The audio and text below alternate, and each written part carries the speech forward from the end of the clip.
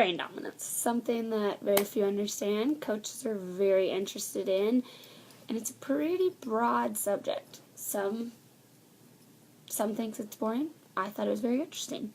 I am Brooke Williams. This is Management 286.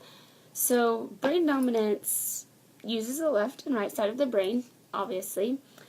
Some say that it leads to personality differences, which that's touch and go. And the left side actually controls the right side of the brain, which is very interesting. I would have thought that in this study. So, some facts about right brain dominant people is that right brain dominant people are artistic, imaginative, creative. Some fields that they work in are artists, politicians, acting, and actually athletics, professional athletes. So left brain dominant people are more serious, which are logical, rational, more organized, and they're bankers, lawyers, and judges. So they're really smart people. The right brain dominant people don't catch on as quickly. So they need to be shown how to do something, usually not just once, but probably at least twice. So they're kind of slow. Left brain, they can hear something and catch on to it very quickly. They can hear something, be told to do it, and just do it. So they're the quick learners. Plays a role in both athletes and non-athletes, as you can imagine. Brain dominance actually has a big impact on everything about athletics, according to research. It totally controls how we play a ball game, how we do a practice, how we even get to a ball game or practice. Meaning, do we take a gravel road to get there, or do we take a pavement road? Totally controls that. So, it's pretty interesting if you ask me, being an athlete. That's why I'm interested in this. I'm an athlete, and I never would have thought that I was right or left brain dominant, but maybe I am. I don't know. Coaches are actually very interested in brain dominance because if you're left brain dominant, you will catch on quickly and you'll learn the plays pretty quick, but if you're right brain dominant, it takes a lot longer. So coaches get frustrated with right brain dominant people because they need to be shown how to do something, like I said, more than once. So coaches prefer left brain dominant players, but that's not really fair because you can't help if you're left or right brain dominant. You may be the greatest athlete in the world, but you may need to be shown how to do something several times. I can see why coaches would need to know all of this, because if they need 3 hours to practice, that's great. But if you have a bunch of right brain dominant players, you may need 4. So it definitely plays a role in that. And coaches definitely think that players are one or the other, that they can't just be both. So they're a little biased on how brain dominance works. Knowing which dominance a player is important because, like I said, it controls how you run a practice, how long things will take, how in-depth you need to get with a practice. But the thing is that coaches need to approach each player differently, because just because you're right brain dominant doesn't mean that you're not good at that sport. So coaches need to just keep an open mind when they go to practice and teach different players, which I think is very, very important. So there's also different dominances. There's also front lobe dominant, and these are the more organized planners. They motivate really well, and they have very, very controlling behaviors. When they say they want something done, they want it done then.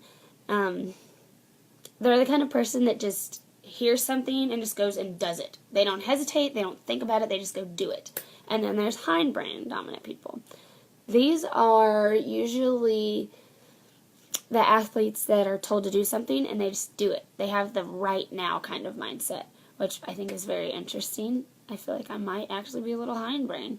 So, but the catch to hindbrain dominant people is that, since this is about how coaches feel about it, athletes, they have that right now kind of motivation, but if they're not achieving, their mindset totally changes. They don't want nothing to do with what they're doing.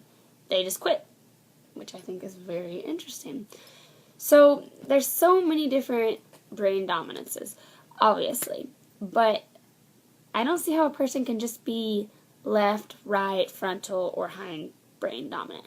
Because, well, let's take me for example. I am a banker, I am right-handed, I'm creative, I love to craft, I'm very athletic, but the thing is that I need to be shown how to do something. So with that being said, a banker is left-brained, right-handed people are said to be left-brained.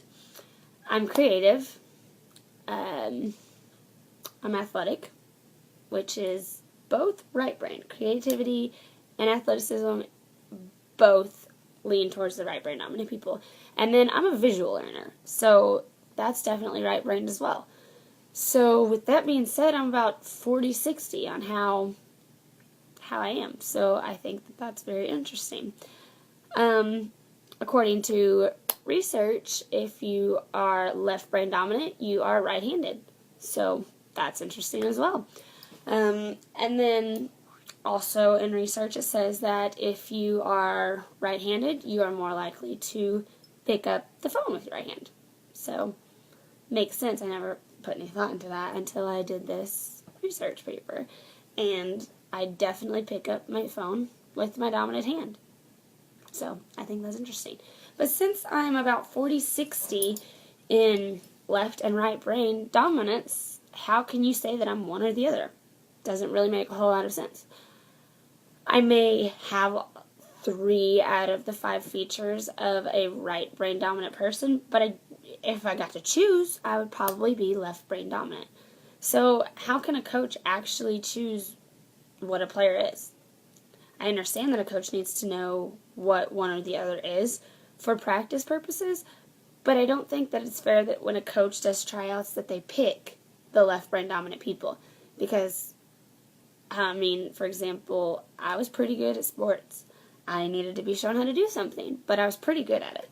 So a coach would miss out on many opportunities of good athletes if they actually paid that much attention to it. So I think, in my opinion, brain dominance is something that is very broad. You can't just say this girl is left brain dominant or this guy is right brain dominant. I don't think that's very fair because I don't really think I'm right brain dominant. Don't necessarily think I'm left brain dominant. I think it's very broad and you can be either one. So I don't really think people should be choosing their teams or any of that stuff based off of what they think a player might be. I think brain dominance is very interesting and I suggest anyone else to go learn about it, but I don't think that it should be taken into consideration in sports. Maybe into practices, but I think you can just learn your players. You need to approach every player differently, and I think you can do that without doing so much research into brain dominance, and I think coaches need to be more fair when it comes to that. Again, my name is Brooke Williams, and this is my Management 286 oral presentation. Thanks.